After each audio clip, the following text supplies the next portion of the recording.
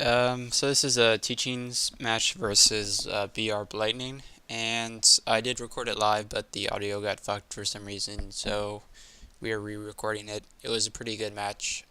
Both games were pretty close, so that's why we're doing this. Okay, so let's go ahead and get this started.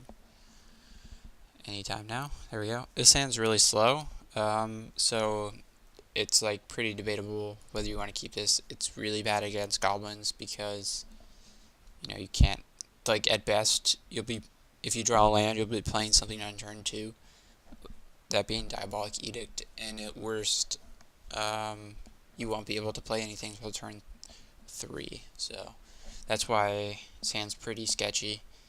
On the play, way better than on the draw, because it's going to be on turn 4 if you don't draw that land for you to play anything. So yeah, this hand could be bad. So we see our first red mana, and it's not, we don't see any creatures being put out, so we know it's not goblins, so we're pretty happy.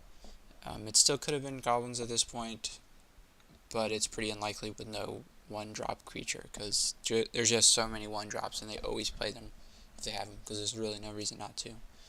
Here I'm playing the Dimir Aqueduct instead of the second Terramorphic Expanse. Although the Expanse has thinning abilities, I really want to be able to get Counterspell and Exclude up next turn. So that's why I play the Aqueduct, because I would have needed to have drawn a third land to get Exclude up. So getting Exclude up is really important, because the second creatures start coming down, it's like counterspells become much worse because you're taking damage every turn, even if you're countering everything else. So that's why you want to get your counters up pretty quick.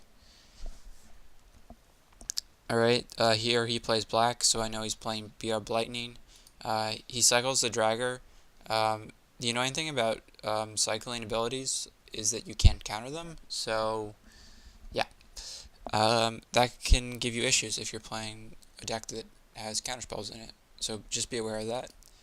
Here he plays the Dragger again, and I go ahead and kill it because I don't particularly want to take 5 damage from the Dragger, because with Teetering Peaks that's 5. Alright, so let's continue here. The Dragger dies.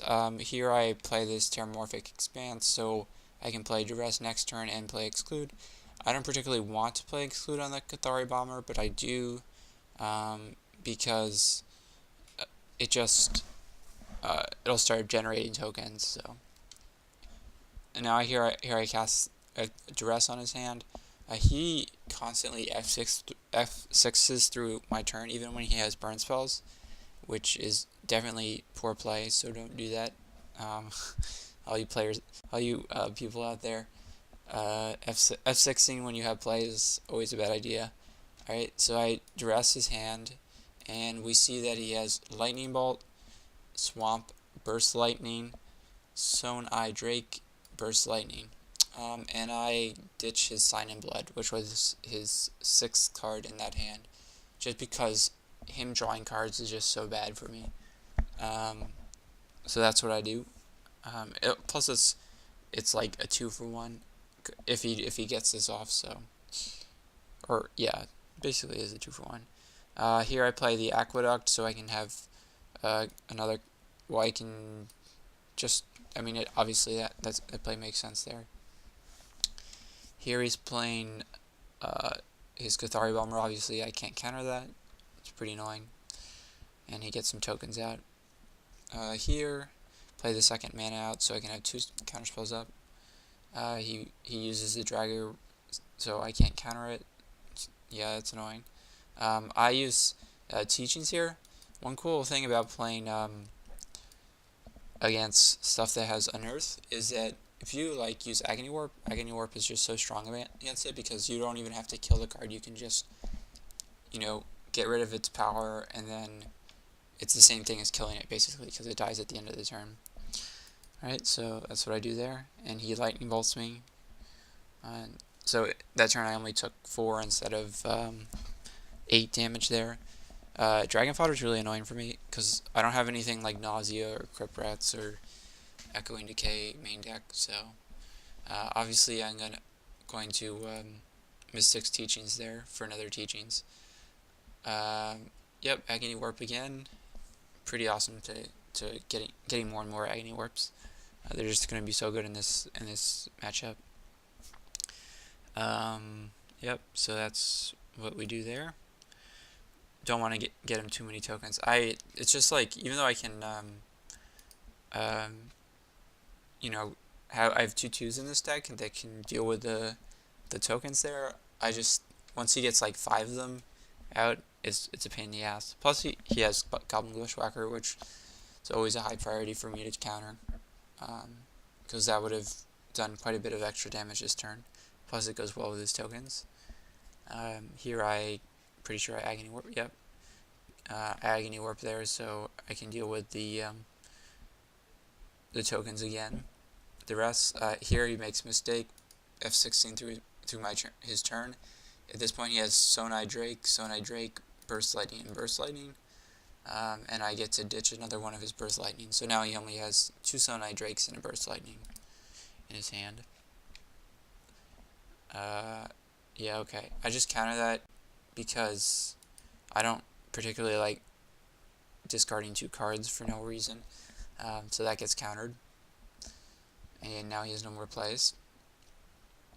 I play the Ninja here just because I think it's going to grab a burn spell. And at this point I really don't want to get burned to the face.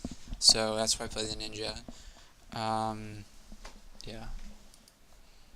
And I shouldn't have kept the Terramorphic Expanse in my hand. This turn it's debatable, but next turn it's definitely a no-no to keep it in your hand. It might have forced him to not play the Cathari Bomber, which is good. Yeah, it would have been bad if he played it this turn. And here he makes some mistakes. Here I definitely should have played the Terramorphic Expanse, because even if I tap for 6, I only need 3 mana, so I could have played the Terramorphic Expanse and got some deck thinning. He makes a mistake here. Oh wait, no he doesn't. Yeah, he plays the Sonai Drake, which is correct. He makes a mistake next turn. And I go ahead and get Agony Warp. I've got 1 left. Kill his Drake. Here he definitely shouldn't have played the Cathari Bomber and just attacked in with his Sonai Drake, because I would have had to use removal on the Sonai Drake, and I wouldn't have Agony Warp anymore. And since I guess he doesn't know that Diabolic Edict is the only other removal spell I have main deck, so I guess that's not, you could debate whether it's a misplay or not, but I think I definitely would have attacked him with the Sonai Drake just in case, just because of Agony Warp, because I can get a 2-for-1 here and basically win the game. Yeah, and he gets pissed off about that. Yeah, Agony Warp's a pretty great card. Here he makes another mistake. He F6 through my turn, so he could have cast Burst Lightning, but, you know, I just get to grab it out of his hand.